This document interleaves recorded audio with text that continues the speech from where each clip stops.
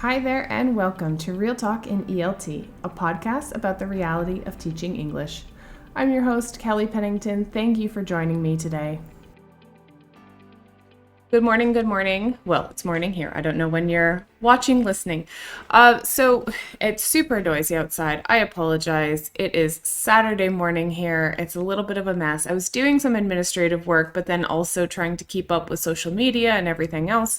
And there was one question that I got this week from one of my mentees, and I was like, ooh, I should probably maybe make a short episode about that because I think it's something that we deal with as teachers frequently, and then we don't really know the best way of handling this. So the person had asked me, how do I give feedback? Which is like the broadest of broadest questions, right? So I can't really answer that because it's hard to understand what context you're in. It's hard to understand what the student is going through.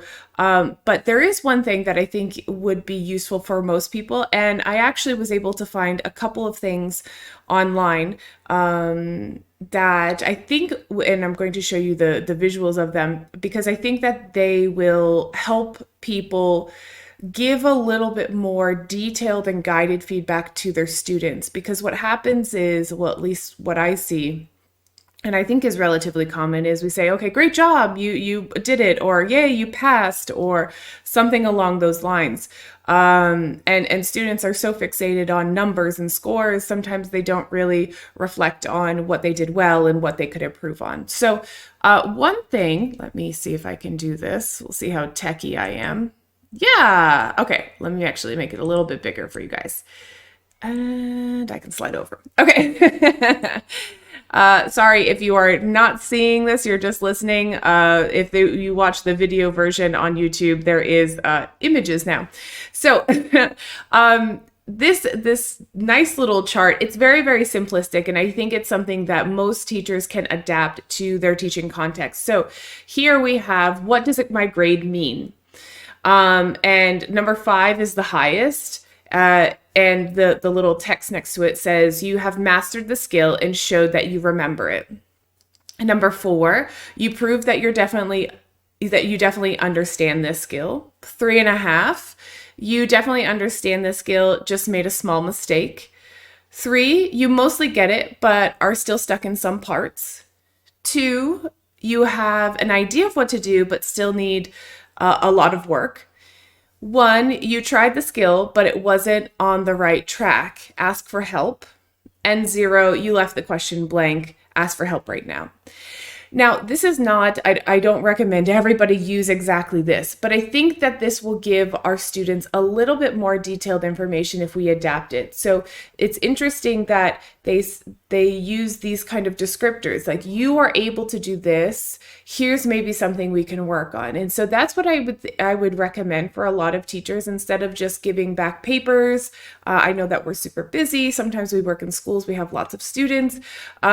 Maybe creating a scale so that it's pre-made, and then you can kind of attach it to the papers, or you can send them the link if you're teaching online, so that they see a better judgment of what they were actually able to do. I think that this will help them self-direct a little bit more, and it'll give them, it's just a little bit more detailed than, let's say, a number. The other thing that I wanted to complement this idea with is this graphic here. And if you're just listening, I feel free to go onto YouTube, because I think that this will help as well. Though I'm going to try to upload a video onto the podcast on Spotify. We'll see. We'll see how techie I can get with this. And I got this one from Tutor Doctor. Now, again, I don't think that this is the end all be all for feedback, but I do think that we need to reformulate and think about how we are telling our students and giving students feedback on tasks, assignments, things that they're performing in class. So this one is entitled, Instead of Saying You're So Smart, Say. And I think that, I'm not sure how many people actually say, oh, wow, you're so smart. But I mean, in an English language teaching context, I'm not sure that is what we say. But I do hear all the time, good job, fantastic, awesome, thanks. And I don't know if that is enough, in my opinion. I don't know if that's good enough. And so all of these are not necessarily appropriate, but I think that there are some that we could adapt and use in the English language teaching scenario that will promote better practices amongst our students. So instead of saying, good job, you passed, we could say, I can tell you've been practicing. And we could almost even expand on that. I can tell you've been practicing your listening because you're much more confident in doing specific information tasks.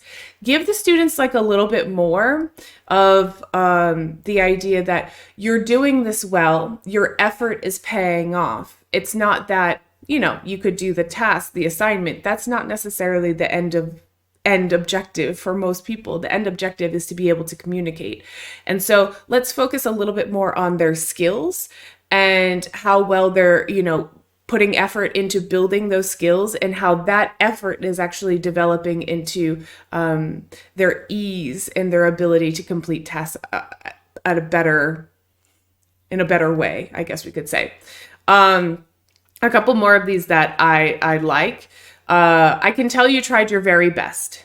And I think that this one is important because we need to meet people where they are. It's important that someone's best is not going to be the same as somebody else's best. And just because you have a student that maybe gets a 10 on every class assignment and they just do everything well, but they're putting little to no effort in, it just, for some reason, it's a little bit easier for them to grasp the concepts of the task and do it quickly. I think it's more important that we focus on, okay, the grade is fine. Obviously, you're able to do this, but how much effort are you putting in? Are you motivated to do this? Because there are some students that really do struggle.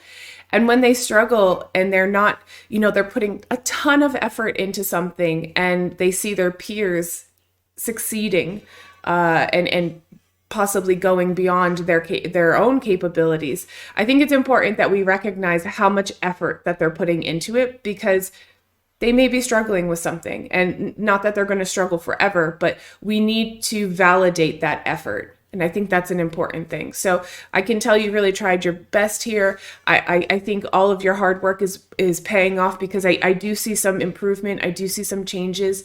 Your skills are getting better. Especially if you're working with teens or younger learners. I like some of the ones here that say, I'm really proud of the choice that you made.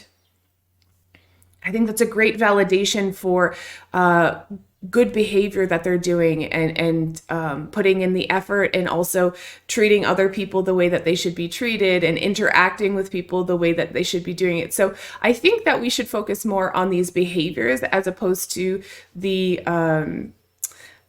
test scores and who's passing and who's not passing, because we can really emphasize how important it is to try and be a good person, and those results will pay off in the end as well. So there are some examples here that I think are nice and that we can adapt them for the English learning classroom.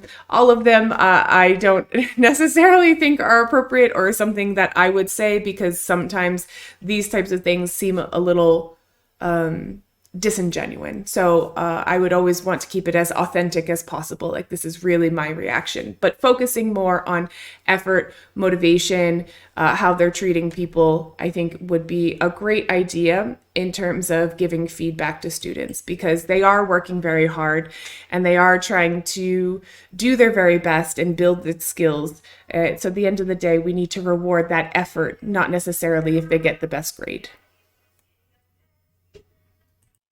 Sorry, I had to pause really quickly. You can tell I live in the countryside because the car that sells eggs on the street just passed by. It's very loud. So anyways, regardless, so that's some tips that I have for giving feedback to students. I try to focus on what I feel is important: skill building, communication, being just a genuinely good person, effort, perseverance, those types of things, because I think in the end, if we reward that type of behavior, the grades and the success will come. So depending on how you want to run your classes and the relationships that you want to have with your students, this would be my recommendation. And of course, error correction and those types of things that I can do a separate video on, which is something a little bit different, like mistakes and slips and doing correcting. But feedback to students, I believe that this is the right direction to go in with feedback. That's just my belief. But I'd love to hear from you and different ideas that you have. So feel free to comment below, send me a message, interact with me on social media. And that's it for me today. I hope you have a great day. Enjoy. Ready to join the conversation? Head on over to Instagram at Real Talk and ELT Pod or at Kelly Pennington ELT and send me a message. That's it for me. Take care of yourself, your health, your vibe, and your tribe. Until next time.